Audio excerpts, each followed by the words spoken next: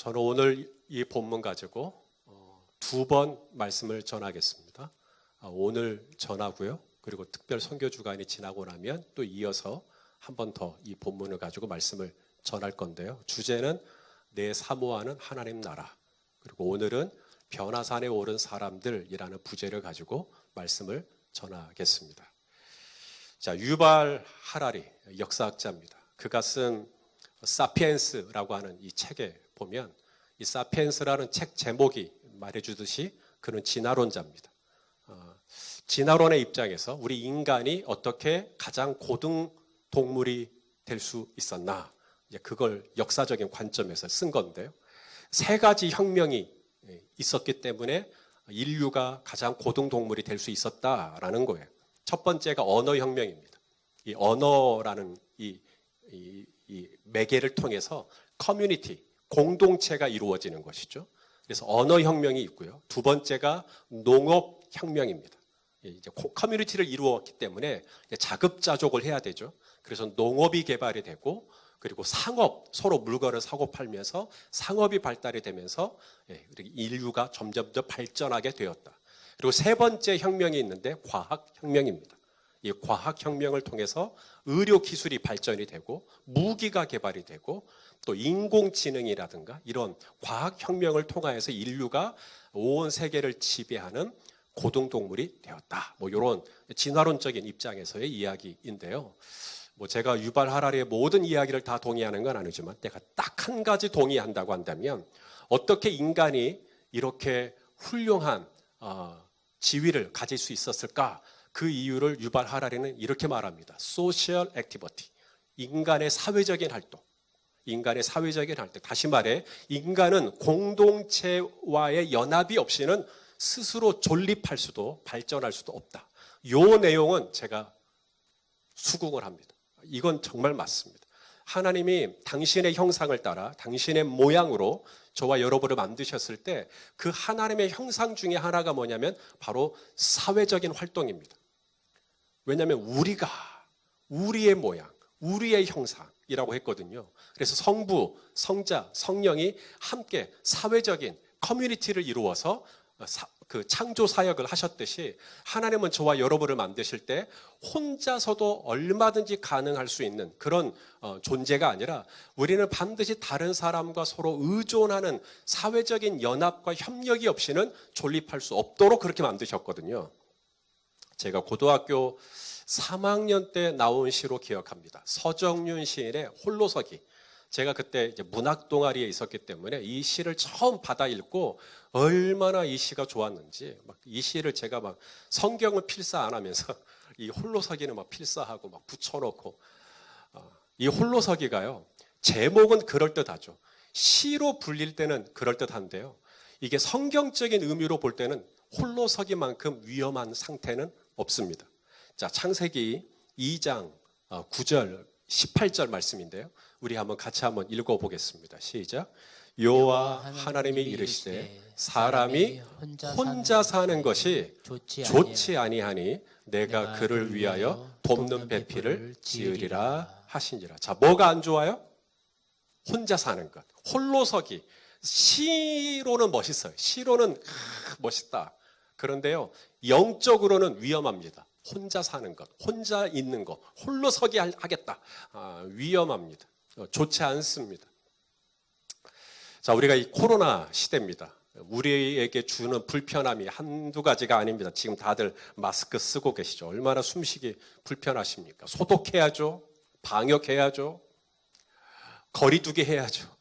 사람 많은 데 가면 안 되죠. 만날 수도 없죠. 현장에서 우리가 함께 예배를 드릴 수도 없어요. 목장별로 함께 무슨 따뜻한 국밥이라도 같이 먹을 수도 없는 그런 시간이 돼버렸습니다. 바로 이 코로나가 우리에게 주는 특별히 우리 이 신앙생활을 하는 우리에게 주는 어려움 중에 하나가 이 공동체성이 약화될 수 있어요. 공동체성이 약화될 수 있어요. 그럼에도 불구하고 저는 저희 교회를 객관적인 입장으로 볼 때 정말 우리 성도님들 잘하고 계십니다. 지금도 이 324곳에서 함께 접속해서 이 예배를 함께 하고 계시는데요. 정말 잘하고 계시는 겁니다. 공동체성입니다. 함께 예배하고 함께 찬양하고 함께 기도하고 한 말씀으로 하나가 되는 거. 이 공동체성이거든요. 그럼에도 불구하고 교회는 그리스도의 몸이라고 성경은 말하고 있습니다. 교회는 그리스도의 몸이다. 에베소서 1장 23절 읽어볼까요? 시작. 교회는 그의 몸이니 만물 안에서 만물을 충만하게 하시는 이의 충만함이니라. 교회는 예수님의 몸이에요. 그러면 성도는 뭘까요? 성도는 예수님의 지체죠. 몸의 지체입니다.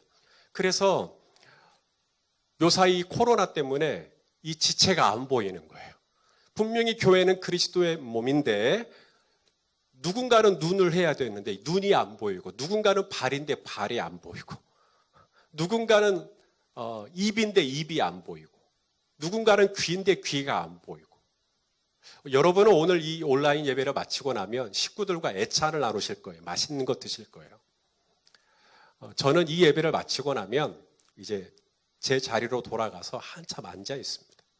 그리고 잠깐 멍을 좀 때려요. 하면서. 사실 예전에는 상상할 수 없는 모습이었습니다. 왜냐하면 예전에는 이제 축도 끝남과 동시에 이쪽 그 통로가 있거든요. 통로로 그냥 빨리 달려가서 우리 성도님들 빠져나가실 때 인사하고 악수하고 아는 체 해드리고 얼굴 보고 서로의 체온을 느끼고, 그게 너무 행복했는데 언제 그랬나 싶어요.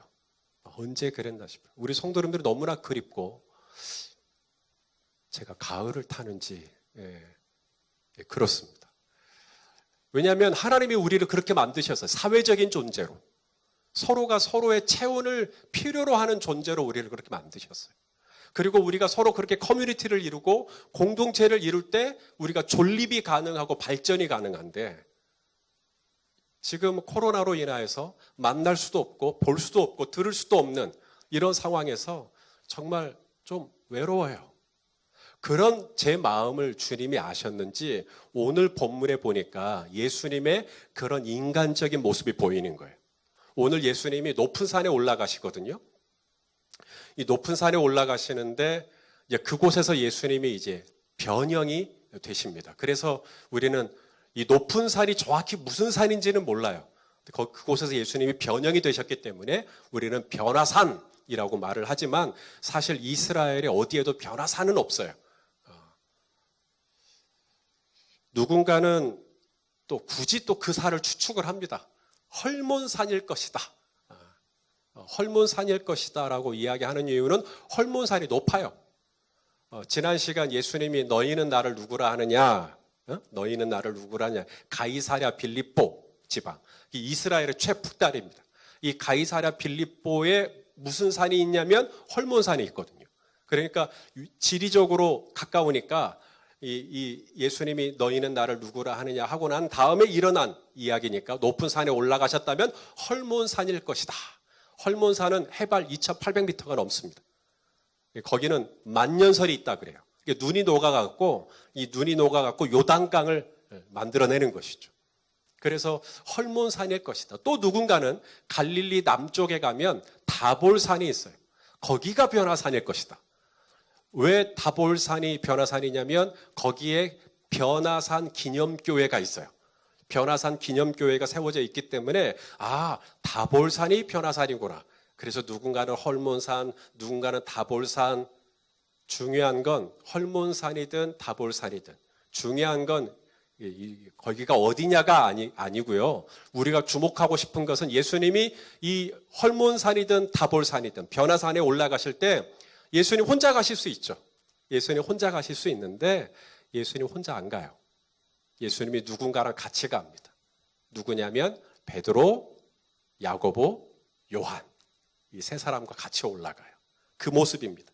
자, 오늘 본문이 시작되는 2절 말씀 우리 같이 한번 읽어보겠습니다. 시작.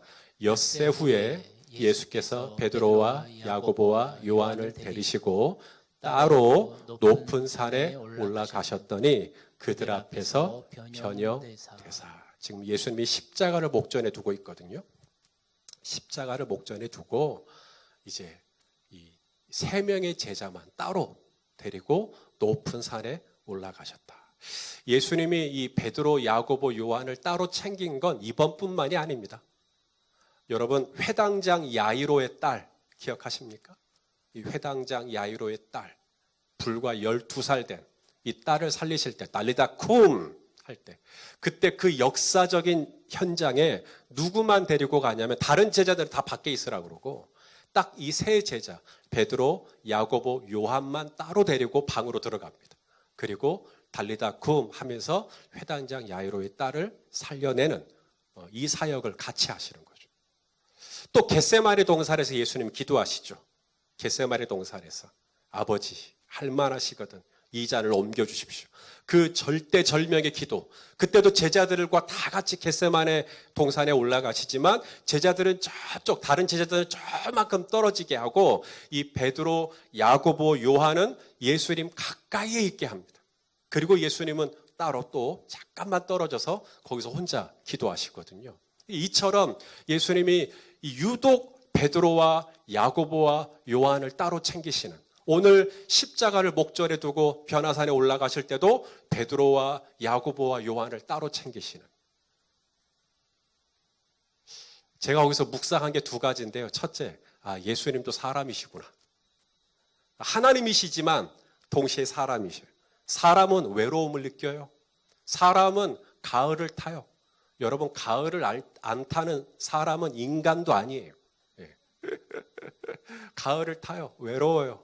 여러분의 체온, 따뜻한 체온이 그리워요. 예수님도 뭐 혼자 달리다 쿰 살려낼 수 있죠. 혼자 땀방울이 핏방울이 되도록 기도하실 수 있죠. 그런데 어느 때는 사역할 때 베드로랑 야고보랑 요한이랑 같이 사역하기를 원하시고, 어느 때는 기도할 때 베드로와 야고보와 요한에게 나랑 같이 기도해 주라, 기도를 같이 요청할 수도 있고, 하나님이신 예수님이 혼자서 바람과 바다를 잔잔케 하실 수 있는 예수님이, 혼자서 죽은 지 나흘이나 된 나사로를 살려내실 수 있는 예수님이 어느 때는, 물론 그렇게도 하실 수 있지만 어느 때는 산에 올라갈 때 베드로야 나랑 같이 가자, 야고보, 요한 너희도 나랑 같이 가자. 어느 때는 그들과 같이 사역하시고 그들과 같이 기도하시고 그들과 같이 산에 오르시는 예수님. 여러분, 예수님도 그랬다면, 사도 바울도 디모데 후서에 보면 그의 인생의 말년에 쓴 편지 아닙니까? 그 디모데에게 말해요. 겨울이 온다, 겨울. 좀 빨리 나 좀 만나러 와주라. 디모데에게 면회를 와달라고 요청을 해요. 그때 혼자 오지 말고 마가도 데리고 와라, 막 이런 얘기도 해요. 그래서 여러분, 그 위대한 사도 바울도요, 어느 때는 사람이 그리워요. 어느 때는 디모데가 보고 싶고, 어느 때는 마가가 보고 싶고, 어느 때는 우리 정혜진 집사님도 보고 싶고, 어느 때는 우리 문수라 집사님도 보고 싶고, 어느 때는 유성열 집사님도 보고 싶고, 제 마음이 그래요. 그렇게 보고 싶을 때가 있단 말이죠. 그게 왜 그러느냐? 사람이니까 그럴 거예요. 사람이니까. 그래서요, 여러분의 격려와 또 여러분의 그 따뜻한 위로가 저도 필요해요.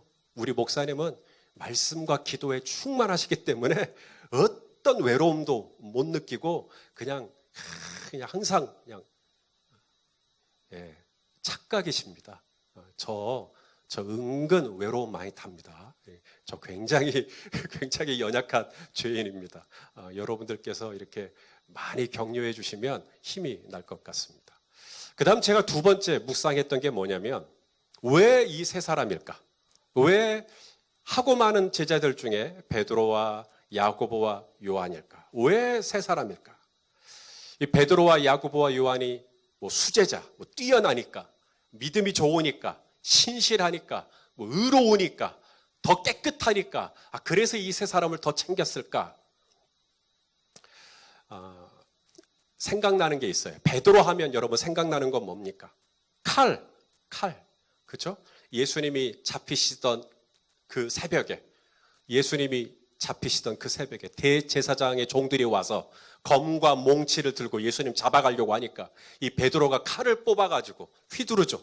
그때 대제사장의 종 말고의 귀가 잘려버려요. 그래서 베드로는 칼입니다. 칼이 있는 사람이에요. 그래서 예수님이 베드로를 혼내시죠. 검을 집어넣어라. 칼을 집어넣어라. 칼로 일어선 자는 칼로 망한다. 그러면서 베드로를 책망을 하십니다. 제 아내가 우스갯소리로 저에게 늘 하는 얘기 중에 하나가 뭐냐면 당신은 칼이 너무 없다. 무슨 말이냐면 이 카리스마, 칼이스마. 저는 칼이 없대요. 그래서 칼 없으마. 그래서 목회를 할 때 좀 카리스마 있게 좀 해라. 여러분 저 그래도 카리스마 있게 하지 않습니까? 아닌가요? 민영자매 저 볼 때 칼이 있어요 없어요? 있어요? 네. 없어요 저. 네. 베드로는 칼이 있었어요. 자, 베드로가 칼이라면 야고보와 요한은 불입니다. 야고보와 요한은 불이에요. 예수님이 이제 십자가를 지시기 위해 예루살렘에 이제 올라가시고 결정하시고 사마리아를 통과해서 이제 가시면 편하니까 유대에서 이제 예루살렘으로 가실 때 사마리아를 통과하려고 하는데 이제 사마리아 사람들이 막는 겁니다. 예수님 못 가요. 예수님 예루살렘에 가시려면 꽤 돌아가라는 거예요. 그러니까 이제 제자들이 열받는 겁니다. 왜냐하면 일전에 예수님이 사마리아 그 야곱의 우물가, 그렇죠? 여인의 삶을 바꾸시죠. 그리고 그 여인이 또 사마리아를 하나님 나라 복음을 전하죠. 그리고 사마리아 사람들이 다 예수님 좋다고, 예수님 저희와 조금 더 있어주세요. 막 이렇게 예수님 환영하고. 그랬던 분위기가 엊그제인데 이제는 또 바뀌어갖고 예수님이 예루살렘에 간다 그러니까 사마리아, 우리 땅 못 들어온다고. 돌아가라고. 그러니까 이 야고보와 요한이 이제 열받은 겁니다.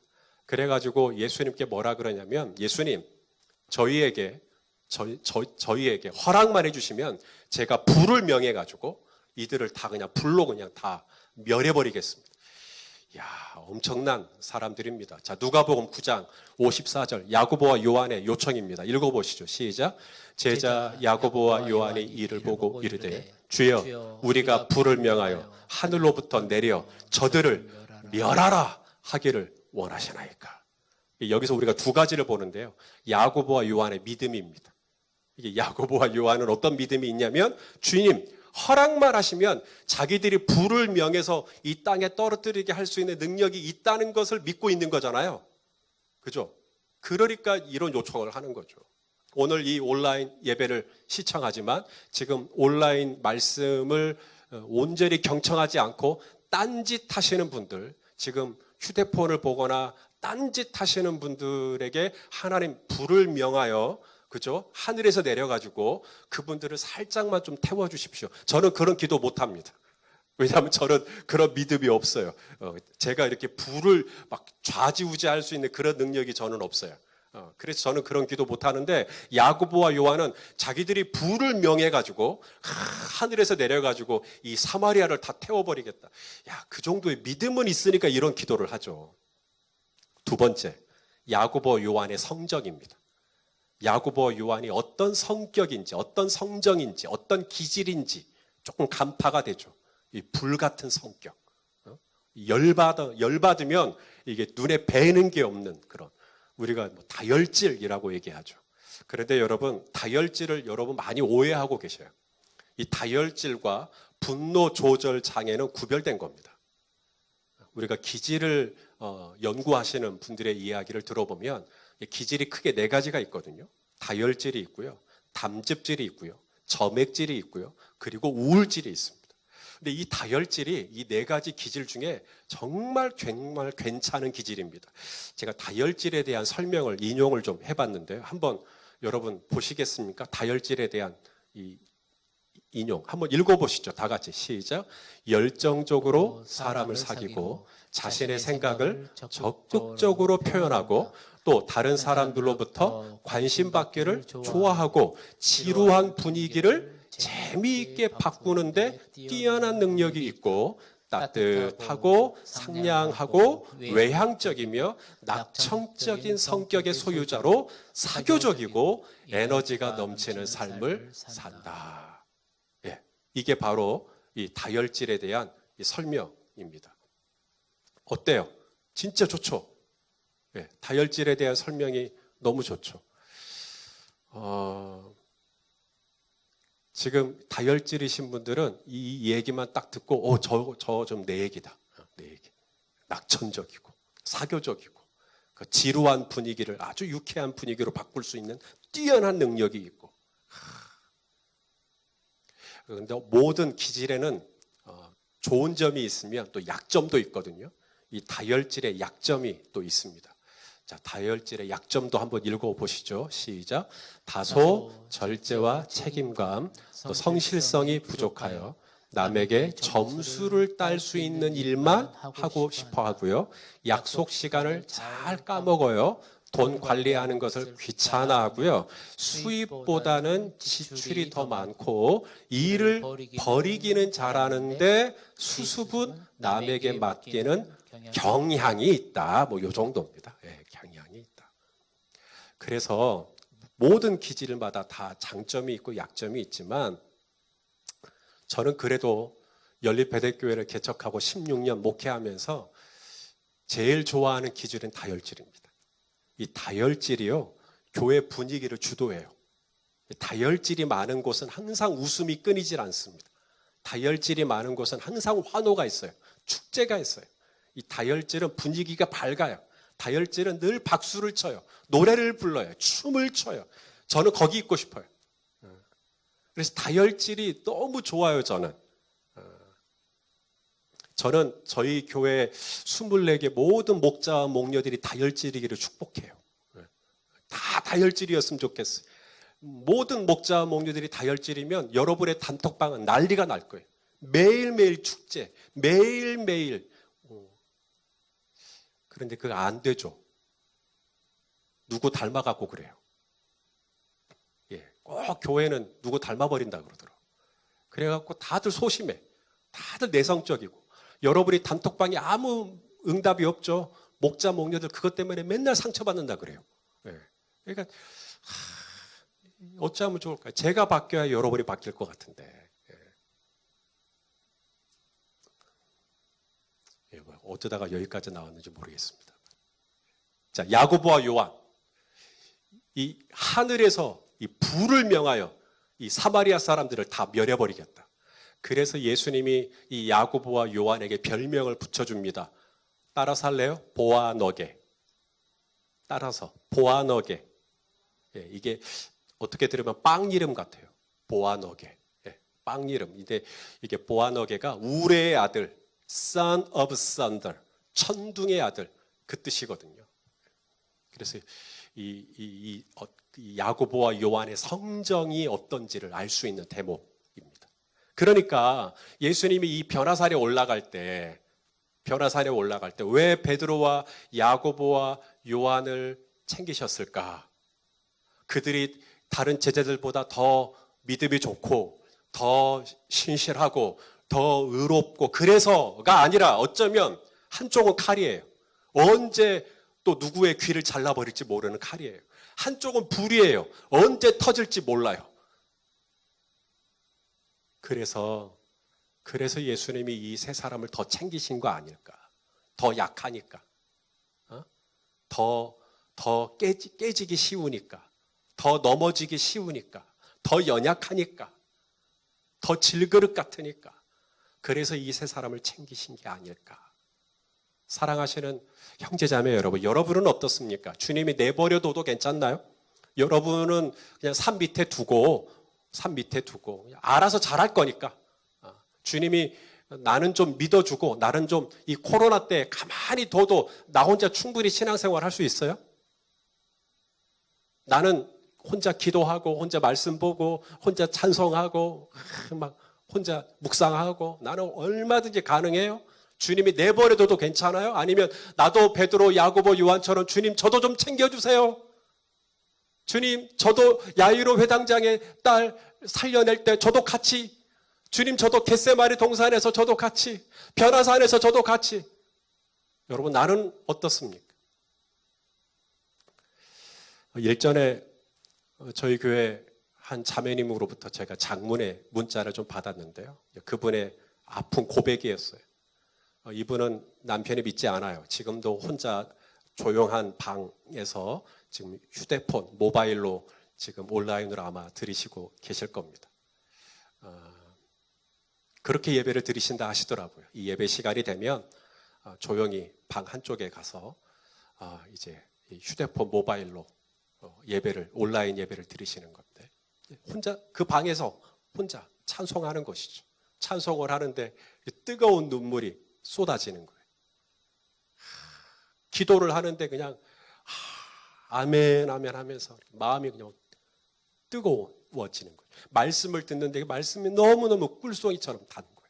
그렇게 은혜로 가득한 예배를 드리고 이 자매님이 그랬대요. 와, 온라인 예배도 은혜가 되는구나. 내가 온라인으로 예배를 드려도 내가 충분하구나. 이 코로나 끝날 때까지 나 온라인 예배만 잘 드려도 나 되겠구나. 이야, 되겠다. 이런 마음이 들었대요. 처음에는.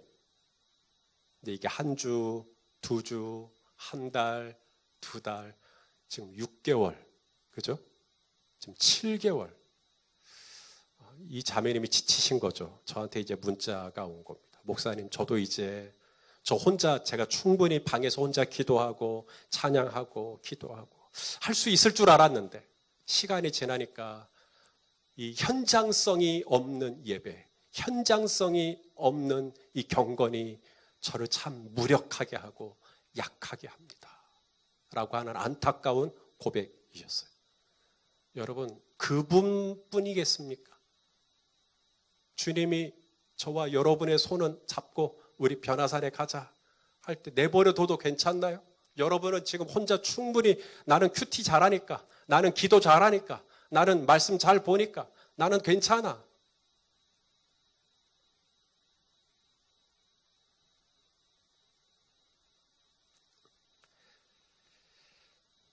우리 중에 베드로처럼 누군가의 귀를 자를 만한, 누군가의 이 마음을 자를 만한 칼 한 자루 품고 있지 않은 사람이 있습니까? 우리 중에 야고보와 요한처럼 나는 그 사람이 불에 타버렸으면 좋겠다. 나는 그 사람이 멸하였으면, 망했으면 좋겠다. 그런 미운 마음 한 줌 없는 사람 우리 중에 있나요? 내 안에 누군가를 잘라낼 만한 칼, 누군가를 좀 미워하고 누군가가 좀 망했으면 좋겠고 이런 미운 마음, 불과 같은 것이 있다고 한다면 우리는 오늘 주님과 함께 변화산에 올라가야 할 사람들인 것이죠.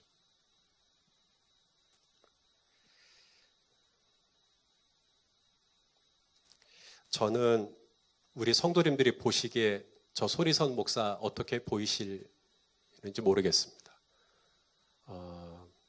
제가 제 자신을 볼 때 단언컨대 저는 성격 이상자였습니다.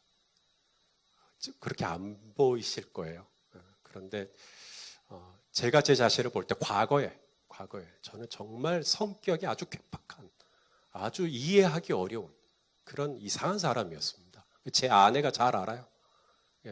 저하고 아내하고 1년 6개월 정도 교제를 했는데요. 제가 갈등을 싫어해요. 누군가랑 부딪히는 거. 갈등이 생길 것 같다 그러면 저는 도망가 버렸어요. 숨어 버렸어요. 어느 날 갑자기 바람과 함께 사라져 버려요. 분명히 아내랑 같이 서점에 갔어요.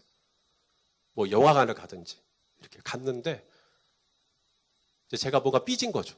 제가 뭔가 이렇게 마음이 불편한 거예요. 그러면 직면을 하고 그걸 다루고 그걸 가지고 서로 이야기도 해보고 이래야 되는데 제가 사라져 버리는 겁니다. 도망가 버리는 거예요. 그러면 제 아내는 영화관에서 나왔는데 제가 없어요. 서점에서 나왔는데 제가 없어요. 그럼 저 찾아러 돌아다니는 거죠. 둘만 있을 때뿐만 아니라 다른 사람들하고 같이 있을 때도 다른 사람들하고 같이 막 히히 하하 호호 막 재밌게 얘기하다가 뭔가 하나가 내 마음에 딱 왔어. 그 표현이 뭔가 거슬려. 그러면 조용히 화장실 가는 척하고 집으로 가버렸어요. 그러면 또 제 아내는 또 저를 찾아서 또 돌아다니는 거예요. 이런 미친놈하고 결혼해 주신 분이십니다. 이런 저랑 결혼을 하고 20년째 같이 살고 있는, 이럴 때 생각나는 찬송가가 어메이징 그레이스죠. 그렇죠? 이런 성격 이상한 사람하고 20년째 같이 사는 거예요. 근데 여러분, 제 아내가 저같이 성격이 괴팍한 사람하고 20년째 사는 것보다 더 어메이징 그레이스한 게 있어요. 바로 우리 예수님이 저 같은 사람을 당신의 종으로 불러주셨다는 거예요. 저는 목사가 되기 위해 신학교 간 거 아닙니다. 양심을 걸고 얘기할 수 있어요. 저는 목사가 되려고, 사역자가 되려는 마음으로 신학교 간 게 아니었어요. 그런데 주님이 그곳에서 저를 강권적으로 부르셨어요. 주의 종으로. 저같이 소심하고, 저는 한 번도 누구 앞에 이렇게 대표의 자격으로 서본 적이 없는, 초등학교 시절 6년 동안 반장 한 번도 해본 적이 없는, 무슨 책임을 맡는 자리에 한 번도 있어 본 적이 없는, 말도 어눌하고요, 발음도 안 좋았어요. 성격도 굉장히 내성적이고요. 이런 제가 한 교회를 대표해야 되고, 이제는 낯선 사람에게 찾아가야 되고, 신방도 해야 되고, 상담도 해야 되고, 누군가 앞에 서서 말씀을 전해야 되고, 성경을 가르쳐야 되고, 이것은 제 기질과 성격과 정말 안 맞는 일이에요. 그런데 이 일을 지금 하고 있거든요. 그래서 저는 이 짐이 지금도 사실 버거워요. 할 수만 있거든 이 짐을 벗고 싶어요. 주님이 허락만 하신다면 내일이라도 할렐루야 하면서 이 짐을 벗고 싶어요. 그런데 주님이 이런 괴팍한 저를, 이런 이상한 저를 주의 종으로 부르시고 어떻게 하셨어요? 저를 날마다 저기 변화산 데려가시는 거예요. 어제도 데려가셨고요. 오늘도 데려가시고요. 오늘도 이 예배의 자리, 이게 변화산이에요. 여기로 저를 부르시는 거예요. 내일도 부르실 거예요. 모레도 부르실 거예요. 왜? 안 그러면 저 사고 칠 사람이에요. 주님이 저를 그렇게 변화산으로 안 부르시면 제 속에 얼마나 칼이 많은데요. 제 속에 말고의 귀뿐입니까? 저는 말고의 손과 발도 잘라버릴 만큼 많은 칼을 품고 있는 사람이에요. 사마리아 뿐입니까? 저는 두로와 시돈까지 불태워 없애버리고 싶은 만큼 미운 마음이, 용서하지 못하는 마음이 가득한 사람이에요. 이런 저를 주님이 가만히 내버려 두면 저 어디 가서 분명 사고 칠 사람이에요. 그러니까 주님이 저를 강권적으로 부르시고 저를 주의 종 삼아주시고 저를 어제도 오늘도 내일도 날마다 순간마다 저를 손목사 이리 와, 변화산 나랑 같이 올라가서 성령, 보혜사 성령님을 통해서 마치 경사진 것으로 올라갈 때 위에 있는 사람이 제 손 잡아주듯이 주님이 제 머릿속에 있는 이 생각을 잡아주시고 제 언어를 잡아주시고 제 이 마음과 감정을 잡아주시고, 그러니까 여기까지 왔죠. 오늘 이 카메라 앞에 서 있는 제가 그래도 우리 성도님들이 그래도 우리 목사님 봐줄만 하다라고 혹시라도 생각하신다면 그거 제 힘 아닙니다. 그거 제 능력 아닙니다.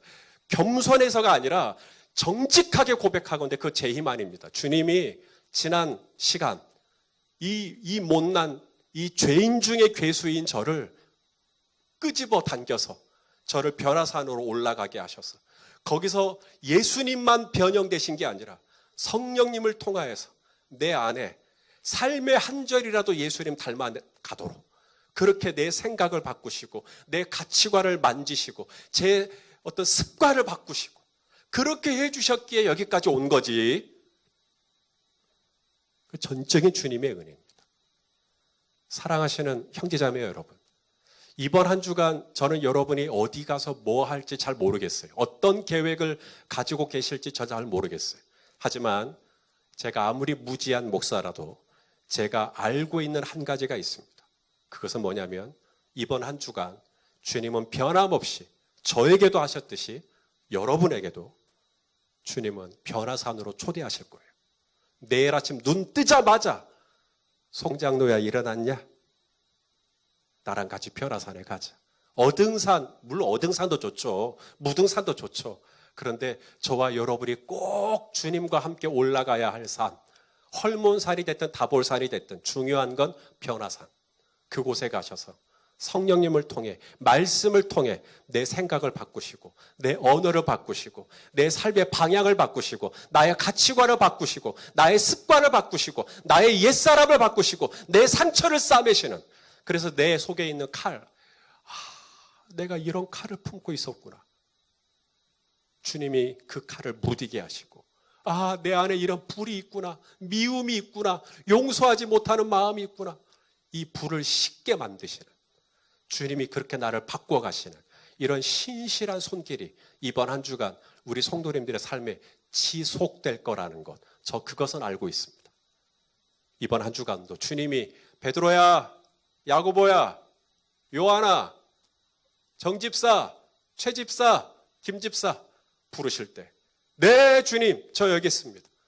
저랑 같이 저를 데리고 제 손을 꼭 잡고 저도 변화산에 올라가서 저도 바꿔주시고 저도 변화시켜주시고 저도 새롭게 해주시고, 그래서 나랑 같이 사는 사람들, 이들이 저 때문에 칼로 배임을 받거나 이분들이 저 때문에 이 불로 태움을 받는 일이 없도록 주여 저를 바꿔주시옵소서. 베드로가 바뀌죠. 교회의 반석이 됩니다. 초대교회 지도자가 됩니다. 야고보가 바뀌죠. 초대교회 최초의 순교자가 야고보가 됩니다. 요한이 바뀌죠. 요한복음, 요한 1서, 요한 2서, 요한 3서, 요한 계시록, 다 요한이 쓴 겁니다. 요한의 별명이 있죠. 사랑의 사도. 한때는 불의 사도였던, 우레의 아들이었던 요한이 변화산에서 사랑의 사도로 바뀝니다. 이 은혜 우리에게 주시기를 원하시는 것이죠. 점점 조금씩 성령 안에서 저와 여러분을 바꿔가시는 그 변화산의 초대에 우리 성도님들 응하시고 올라가시고 그곳에서 주님 만나시고, 그래서 다음 주에는 조금 더 변화된 모습으로 또 예배 때 만나서 우리 하나님께 영광 돌려드리는 우리 모두가 되시기를 예수님의 이름으로 축원합니다.